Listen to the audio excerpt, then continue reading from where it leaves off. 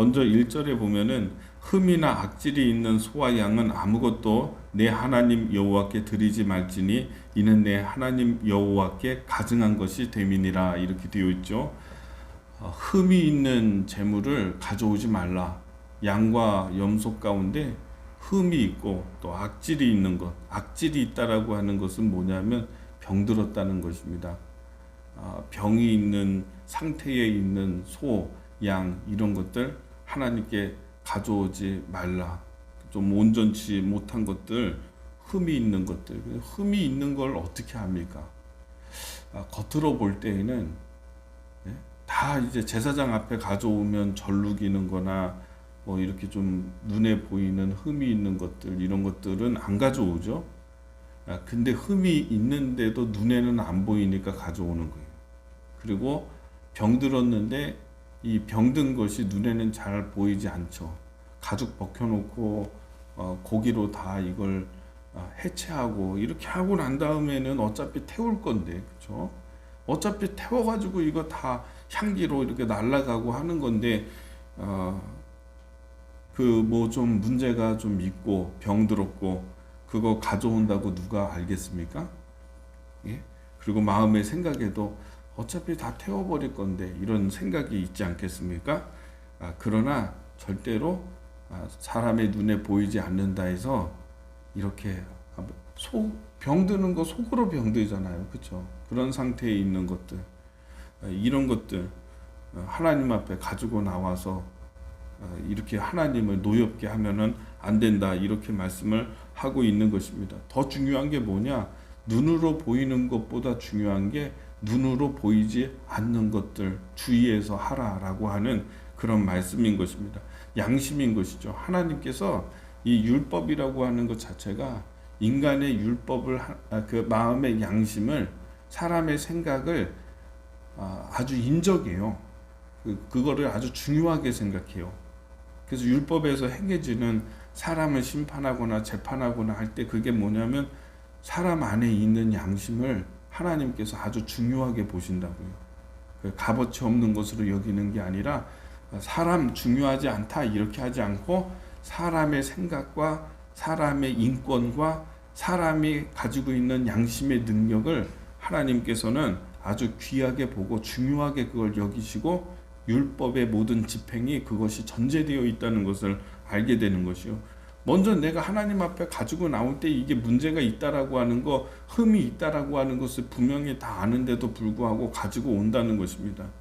옛날에는 우리 권사님도 아시겠지만은 성미를 먹었잖아요. 목사님들이 성미를 먹었습니다. 지금부터 한 30년 전에도 성미가 있어서 저도 아버지가 목사님이셔가지고 교인들이 성미를 가져왔어요. 목사님들 드시라고 옛날에 농사를 졌으니까 돈이나 이런 게 없는 사람들은 성미를 이렇게 조금씩 떠가지고 매주 올 때마다 가지고 와서 성미함에다가 넣으면 그것을 가지고서 이제 목사님들이 생활을 하고 그렇게 했거든요. 근데 지금은 그게 다 없어졌죠. 근데 제가 전에 있었던 교회는 성미가 여전히 111년 된 전통이어서 그런지 거기에 있더라고요. 목사님들 만나서 얘기를 예전에 이렇게 듣고 하다가 보면은 간혹 정말 먹기 힘든 것들이 올라올 때가, 들어올 때가, 섞여올 때가 있다는 거죠. 묵은 쌀. 누가 그걸 부었는지 알 수도 없고. 근데 참 그것이 이렇게 묵고 막 이렇게 먹기가 힘든 것들, 이런 것들을 집에서는 안 먹는 거 가져오고 하는 경우가 이제 종종 있죠. 근데 이제 그런 거를 다 사실은 알아요. 이게 내는 사람이 가져와서 거기에 붓는 사람이 다 알아요. 오늘 말씀에 보면은 악질이 있거나 병이 있거나 속으로 병들었거나 눈으로 볼 때에는 이게 뭐 그렇게 문제가 없지. 어차피 태울 건데 뭐 어차피 먹을 건데 뭐 이렇게. 그러나 이제 눈으로 볼 때는 큰 문제가 없다 해가지고 분명히 문제가 있는데도 불구하고 이제 가져온다 이거예요. 근데 여기에 전제에 어떤 것입니까? 사람이 양심이 있다는 거죠. 하나님께서 사람의 마음에 이 양심이 있는데 너희들 문제 있는 것들 하나님 앞에 가지고 나오지 말라라고 그렇게 말씀을 하는 것입니다. 전제가 뭡니까? 사람이 가지고 있는 자기의 생각, 이성, 양심. 너희들이 볼 때에 거리끼는데 그거 가지고 남아서 하나님께 이렇게 가증하게 하지 말라. 1절에서 그렇게 말씀을 하고 계시죠.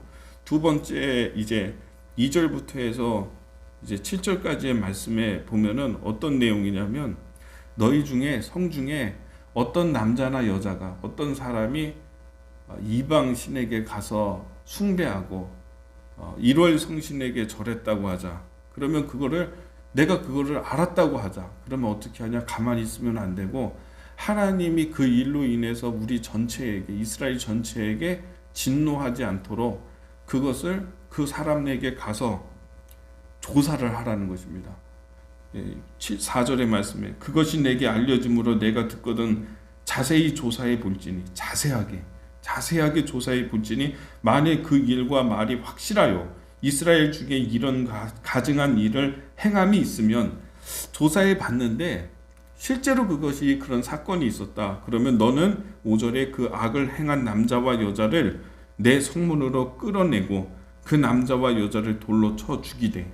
이거는 돌로 쳐서 죽여야 된다. 이렇게 말씀하세요. 6절에 죽일 자를 2사람이나 3사람의 증언으로 죽일 것이요 한 사람의 증언으로 죽이지 말 것이며 이렇게 되어 있죠. 이게 굉장히 큰 죄거든요. 잘못이거든요. 왜냐하면 우상 숭배하고 이방신 숭배하는 게 이것이 하나님의 은혜와 축복을 잃어버리게 만드는 거예요. 이게 한순간에 다 모든 거를 그냥 쏟아버리는 일이에요. 한 사람이 그렇게 가증한 일을 한 것을 가볍게 여기지 말고 이것이 전체의 죄가 되기 때문에 이거는 돌로서 쳐서 죽여야 되는 그런 심판이다라고 중요한 일이다 이렇게 말씀하고 계시는 것입니다. 그렇지 않습니까? 여러분 여기서 어떤 교훈이 있냐면 힘들여서 얻은 것을 쉽게 잃어버리지 말라는 거예요. 우상 숭배해서 이방신 숭배해서 하나님이 분명히 그러면 내가 너희를 축복할 수 없다라고 얘기했거든요. 그죠? 지금까지 40년 광야 생활하고 출애굽 과정 다 밟고 힘들게 지금 여기까지 와가지고 가나안 땅의 주인이 됐어요. 정말 힘들게 차지한 거예요. 지금 이게 하나님은 이게 430년짜리 프로젝트를 진행을 하셨어요. 그래서 그 가나안 땅에 들어갔는데 힘들게 얻은 것을 우상 숭배하고 이방신 숭배해가지고 그냥 한 번에 쏟아버리지 말라는 거죠. 이런 관점으로 430년이라고 한 긴 시간과 과정을 생각했을 때 이 우상 숭배, 이방신 숭배라고 하는 것이 얼마나 이게 큰 문제입니까? 지금까지 얻어낸 것들을 다 그냥 쏟아붓게 하는 일인데 이런 일을 행하는 사람을 그냥 두면 안 되고 이걸 자세하게 다 조사를 하고 난 다음에 그냥 죽이는 게 아니라 이런 큰 잘못을 했음에도 불구하고 바로 죽이면 안 된다. 조사를 철저하게 해야 된다. 두 번째는 뭡니까? 증인이 있어야 되는데 한 사람의 증인으로 하면 안 된다. 2사람 이상이 돼야 된다. 2-3사람의 이상, 그럼 4사람이든 5사람이든 이런 증인이 분명하게 있어야 돼요. 사람 함부로 죽이면 안 돼요. 우리가 율법을 보면서 신명기와 민수기 보면서 하나님이 막 돌로 쳐 죽이라고 하는 사람이 많아요. 막 불효하는 사람도 돌로 쳐서 죽이고 막 이런 얘기. 그러니까 하나님이 사람의 생명을 가볍게 여기시고 막 돌로 쳐 죽이나 보다 막 이렇게 생각이 될 수도 있는데 절대로 아니에요. 하나님의 한 생명이 그냥 죽는 거는 이거는 하나님이 견딜 수가 없어요. 그래서 이런 가증한 일이 모든 이스라엘에게 불화를 가져올 수 있는 엄청난 일인데 이 일을 처결할 때 사람을 죽일 때에도 3사람 이상, 2사람 이상의 증인을 철저하게 세우고 난 다음에 보면은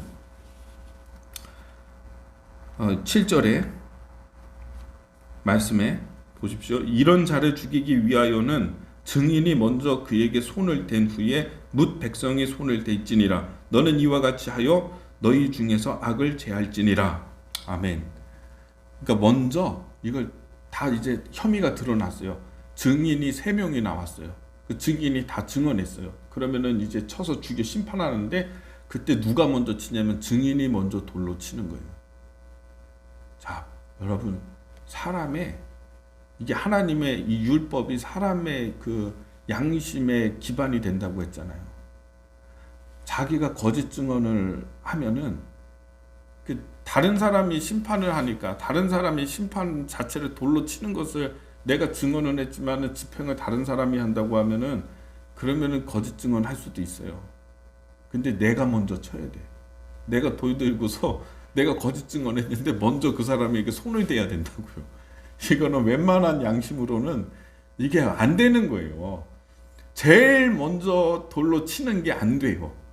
근데 누군가가 돌을 던지면 그 다음에는 던지는 게 돼. 근데 내가 먼저 제일 먼저 하는 거는 안 된다고요. 자, 이게 쉽지가 않다고요. 보통 그렇지 않습니까? 어떤 말도 꺼내기가 참 어려운데 어떤 사람이 한번 말 꺼내면은 그러면 주변의 사람들이 말을 꺼내지 처음에 말 꺼내는 게 어렵다고요. 그러니까 이게 말씀이 뭐예요? 증인 쓴 사람이 먼저 치라는 거예요.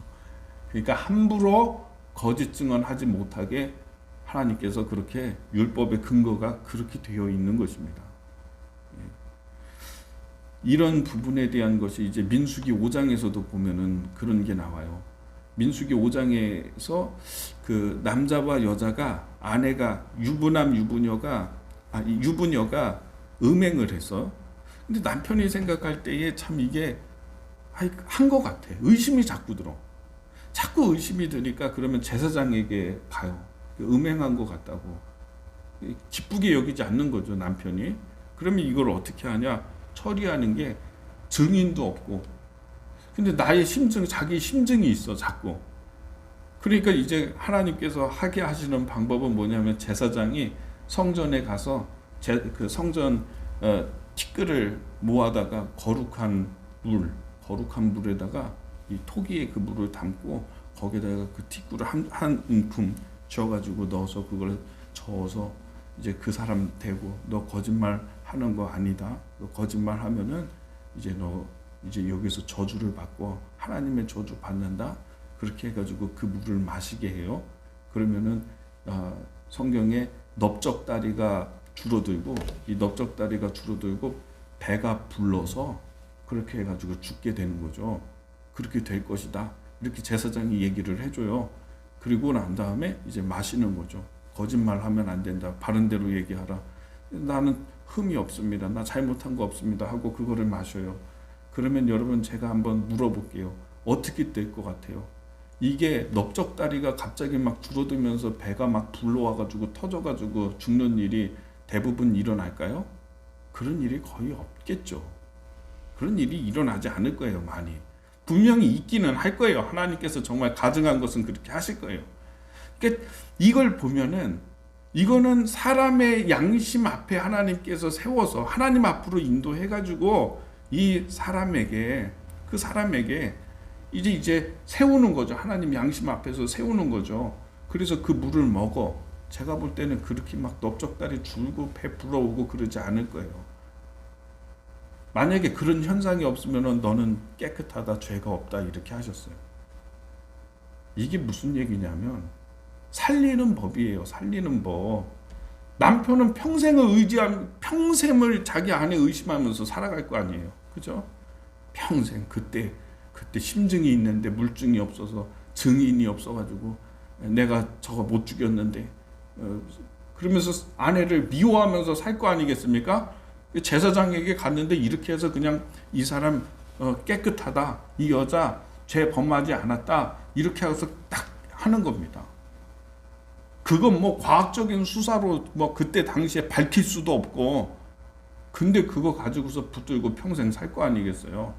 여자가 잘못했는데 만약에 정말 잘못했다면 자기가 양심 앞에 세워지고 하나님께로 자기의 죄가 인도함을 받은 거잖아요.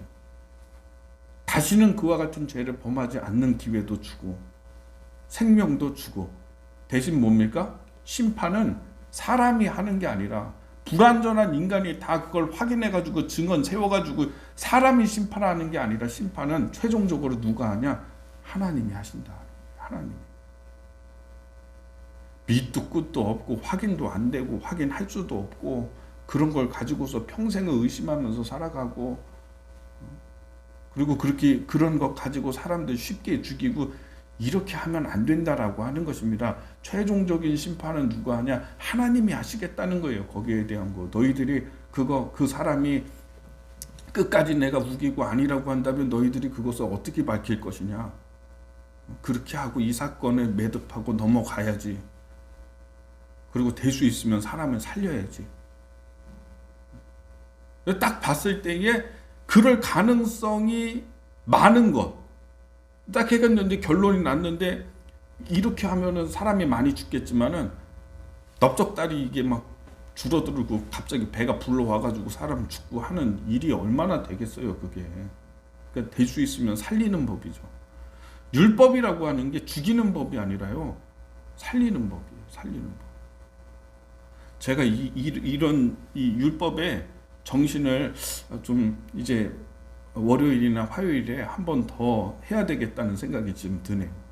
하나님의 이 주신 법이 이렇게 하나님의 배려가 있고 인간을 사랑하는 마음이 있어요. 새로운 삶을 살게 하고, 죄인이지만 내가 죄를 범죄했지만 그러나 다시 일어날 수 있게 하는 법. 그러나 이스라엘 전체에 하나님 앞에 진노함을 일으키지 않게 하는 그런 어떤 무서움과 두려움도 있지만은 이 기반을 보면은요, 생명을 살리기 위한 법이다라고 하는 것을 우리가 보게 되는 것입니다. 하나님은 되도록 우리를 살리는 쪽으로 법을 만드셔도 그렇게 말씀하시고, 우리가 건강하게 만드는, 관계를 건강하게 만드는 쪽으로 이렇게 하시는 거예요. 정죄하고 심판하고 죽이고 멸하고 이게 아니라 우리를 사랑하시는 하나님을 오늘 말씀을 통해서도 좀 깨닫게 되기를 바랍니다. 기도하겠습니다.